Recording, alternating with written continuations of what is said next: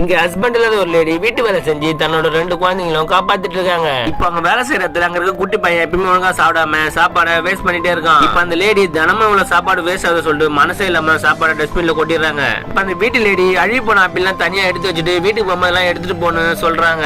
இப்ப இவங்களும் அந்த ஆப்பிளை வீட்டுக்கு எடுத்துருவாங்க. பசங்களும் அதை எடுத்து ஜாலியா சாப்பிட ஆரம்பிச்சிருக்காங்க. பசங்களுக்கு சாப்பாடு போட்டு ஒரு முட்டை ஆளுக்கு பாச்சு பாச்சு கேட்கறாங்க. பசங்க முட்டையை பார்த்துட்டு இன்னைக்கு முழு முட்டை இல்லையாமா ஏக்கமா கேட்கறாங்க. ஒரு நாள் குழந்தைக்கு உடம்பு சரியில்லை ஹாஸ்பிட்டல் தூக்கிட்டு போறாங்க. 2 நாள் அட்மிட் பண்ணணும் டாக்டர் சொல்லிடுறாங்க. இப்போ இவங்க கையில காசு சுத்தமா இருக்காது. இப்ப வீட்டுக்கார அம்மா கேட்டு பண்ண சொல்லிட்டு அவங்களும் பார்த்தா வீட்டுக்கார அம்மா கால் பண்ணி கேட்கறாங்க. வீட்டுக்கார அம்மா நீ வேலைக்கு வரலன்னு சொல்லிட்டு அவங்க கோவமா திட்டுறாங்க. இப்ப அவங்க பேசுறது கேட்காமலே போனே வச்சிடறாங்க. இப்ப வேற வழி இல்லாம வட்டிக்காரங்கிட்ட போய் 3000 காசு கேட்கறாங்க. அவனும் பாத்தீங்கன்னா வழிஞ்சுக்கிட்டே காசும் கொடுத்துடுறான். அந்த காசை வச்சு குழந்தையோட மெடிக்கல் செலவு எல்லாம் பாத்துக்கிறாங்க. இப்ப குழந்தைக்கு பாத்தீங்கன்னா உடம்பு சரியாயி வீட்டுக்கு கூட்டிட்டு வந்துடுறாங்க. வட்டிக்கு காசு கொடுத்துருவேன் நைட் எல்லாம் கால் பண்ணி இவங்களை தொல்லை பண்ணிட்டே இருக்கான். அடுத்த நாள் வேலை செஞ்ச இடத்துல இவங்க சம்பளமும் கொடுத்துறாங்க. ஆனா இவங்க 3 நாள் லீவ் போட்ட காசை கழிச்சு தான் கொடுக்குறாங்க. இவங்களும் அந்த லேடி கிட்ட அந்த 3 நாள் காசை கொடுத்துருங்க அடுத்த மாசம் கழிச்சுன்னு கேட்கறாங்க. அவங்களும் பார்த்தா முடியாதுன்னு சொல்லிடுறாங்க. வட்டி காசு கொடுத்தவன் விடாம கால் பண்ணி தொல்லை பண்ணிட்டே இருக்கான். இப்ப இவங்களும் பார்த்தா காசு எப்படியாச்சும் கொடுத்துன்னு சொல்லிட்டு ரேஷன் கடைக்கு போய் பொருள்லாம் வாங்கிட்டு காசு திரும்ப அவங்ககிட்ட கொடுக்கவும் போறாங்க. அவனும் பார்த்தா காசு எல்லாம் வேணாம் சொல்லிட்டு அவனும் பார்த்தா ரொம்ப தப்பா ஓவரா பேச ஆரம்பிச்சிடறான். இப்ப இவங்களும் கோவமா அந்த கையில இருக்க கிருஷ்ணா கேன் எடுத்து அந்த ரூம் ஃபுல்லா ஊத்தி அந்த ரூமையே கொளுத்திட்டு வந்துடுறாங்க.